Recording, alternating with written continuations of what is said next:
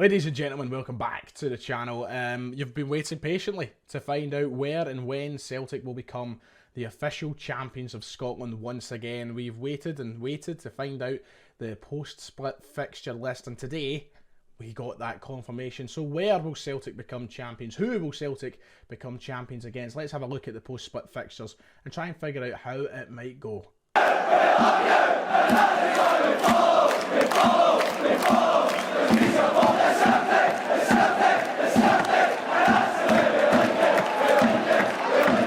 Hello, welcome back. Like and subscribe if you haven't already. I waited yesterday. I waited and waited and waited for this news to drop, for the fixture list to be confirmed for the post-split part of the season, and it never came. As it got into evening time, I realised it's not happening today, and I just thought to myself, we'll hold off till tomorrow. We'll do nothing today, we'll hold off till tomorrow, and we'll talk all about it then. And about 15 minutes ago, the SPFL were kind enough to confirm the post-split fixtures for the rest of this campaign. Very exciting, because as we know, we are nearly there. We're nearly official champions of Scotland. It could be in the next game. The question is, who is that against? But let's not, look at these games as being as easy as what we once thought. I think you only have to look as recent as the last game to say that every game is not as cut and dry as you like it to be. It's not as easy as what we've maybe made it look throughout the entirety of this season. Motherwell came into Celtic Park. They walked away with a point. There's never a guarantee we're going to win our next game, and that's the kind of game that we played against Motherwell. It keeps you on your toes and it makes you go, right, okay, right, there's still challenges ahead of us in this league. So it was a nice reminder of the difficulties Celtic can face, but I'm hoping that we can go through this split and take as many points as possible. There's records to beat, we'll come on to that, but obviously these are the best 6 teams in the country at this moment in time. Everybody's found themselves in the top 6 for a reason, and the question is, can Celtic beat all of them? Enough waffle. Here is the post-split fixtures on your screen from match day 34 till the very end, match day 38. We'll start off at Tynecastle in a 2:15 kick-off on Sunday the 7th of May, Coronation weekend, and potentially the weekend where Celtic can be crowned champions of Scotland. We then have Rangers the following week on the 13th of May at 12:30 Saturday kick-off. Yes, another Saturday derby, no Sundays here. St Mirren at Celtic Park the following week, your typical 3 o'clock Parkhead game, the only 3 o'clock kick-off we have in the split fixtures. We then have the midweek game as standard, 2:15 against Hibs at Easter Road on the 24th of May, and we'll finish our season on Trophy Day against Aberdeen at Celtic Park in the Saturday 12:30 kick-off on the 27th of May. So there is your 5 fixtures. There was a lot of speculation and guessing as to what order we would see these games be played in. How would the league like Celtic to potentially win it? Where do they want them to win it? What will be taken into consideration? What I just took from everything was I knew that we'd have 2 home games and 3 away games, and I didn't know what order it was going to be in. I didn't really care what order it was going to be in, and this is what we've been presented. So I guess the big talking point is that game against Hearts on Coronation weekend. We could do it then. I think a few people will be rather upset that we cannot win the league the day of the King's coronation. How fitting that would be for a club like Celtic to spoil the royal party, but that is not going to be the case. We do have the chance the next day, and Tynecastle could be the location in which Celtic win the league. Obviously a tough game. Hearts have been through the ringer a little bit in recent times. Robbie Neilson is no longer with us, and Hearts are in a little bit of a state.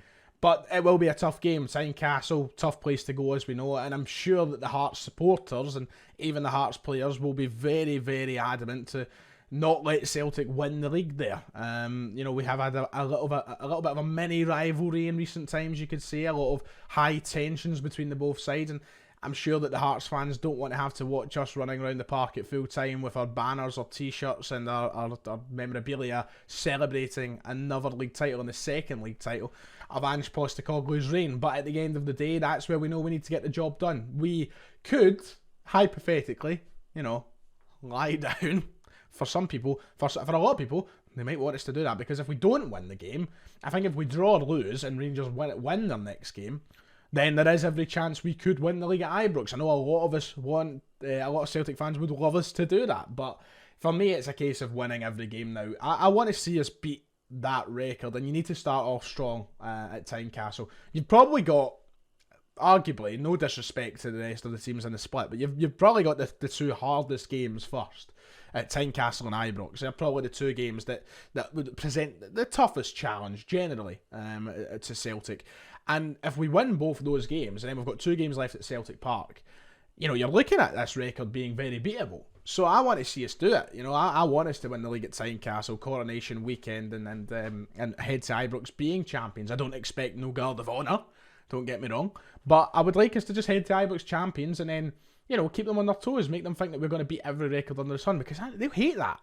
They will despise that. The fact that this Celtic team and this Celtic manager, Ange Postecoglou, the one that was meant to be sacked by Christmas, who was unheard of, who was terrible, who was going to, you know, that manager, the fact that he can end this season having, technically speaking, the most successful domestic side in Scottish football history, that's a right kick in the balls to them.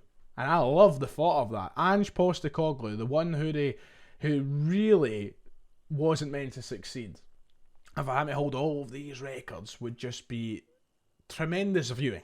Also, keep in mind, this is a chance to go into Ibrox having our 53rd league championship secured, which means we are breathing down the neck of those who go on and on and on about 55.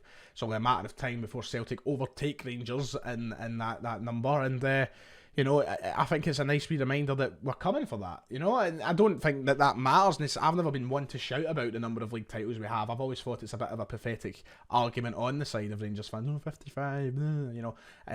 But, you know, I really hope that, you know, we can go down there and show that, you know, we're coming, and the dominance that we've seen over the past 10, 20 years is now paying off. And, you know, honestly, as long as we win all these games, I'm not too fussed about all the technicalities outside it and everything else. I would just like to win every game, but these are nice wee bonuses that come alongside it. So on that note, as we head to Ibrox, we know we have, you know, quite a big game coming up. This weekend we have that semi-final. We want to be heading into all these games with a potential treble hope. But just out of interest, because I know a lot of you might be asking, who have Rangers got first? Who will Rangers be playing the week before Celtic? They will be taking on Aberdeen at Ibrox in a 3 o'clock kick-off on the 7th of May as well, the day after the coronation. So, you know, there's every chance that Aberdeen could beat Rangers, to be honest. They've already done it. I think they were better than them in the last game that they played, literally just past. So it'll be interesting. The way that this season can end, my God, I wouldn't be surprised if it's more than 13 points, and quite a bit. But we'll just have to wait and see. We'll be patient. I'm excited. So much talk of celebration and what will the Celtic fans be doing and how we'll take it, and just basically how we celebrate another fantastic season under Ange Postecoglou. Listen, there's still a lot of work to be done. I'm looking forward to the celebrations as well, but I want to be celebrating a treble. Ideally is what I want to be celebrating. We've got that league title, we've got the League Cup. The Scottish Cup is obviously the next big step, so I hope we get that before we talk about any celebrations. But nah, it's good. It's also quite sad looking at the post-split fixtures, because we know we're now coming to the end of what has been a wonderful season to watch. We are kind of trundling towards the end now, and these games will probably fly in, and before you know it, it'll be a summer footballless time, if that makes sense. But yeah, what a season we've had. These are 5 winnable games. Let's go and win every single one of them. I'm rambling now. I'm talking absolute nonsense. What else is there to say about the next 5 games against teams that we've already played 3 times this season? Probably not that much. So I'm going to wrap it up there. Let me know your thoughts and everything else towards these post-split fixtures in the comments below. Have a great day. I'll get this up as early as possible for you. Who knows? Maybe we'll go live tonight and talk a wee bit more. I don't know. Like and subscribe. I'll see you all next time.